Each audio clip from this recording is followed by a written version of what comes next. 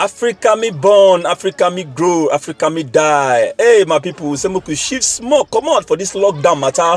Make we enter one village where they call Gida Mutundaya for Katsina State along Kano Road. Make we show now some African mystical custom for that village. We say if they get any animal we know well for a long time, they go find any smallie we be girl we never do kerewa for in life before. Make can jump past the animal. Say if she never do kerewa, jump past the animal go wake up. But if she don't do am, the animal no go wake up. And they bring this smallie, make can jump past this horse where don't lie down for 7 days. They suffer from trypanosomiasis sleeping syndrome for a long time. As the smallie stand, jump cross past the horse, now so the horse stand up, shake body, Ben Johnson enter street. People come they jolly fate, they implicate, they snap picture with the girl. Some people come they wonder, say this can't thing they happen because our culture they in tap. But some people see the surprise, say how girl for this age never do kerewa. My people, this now so the matter go. So even brother self come they gun body join the girl say be like say you don't ripe.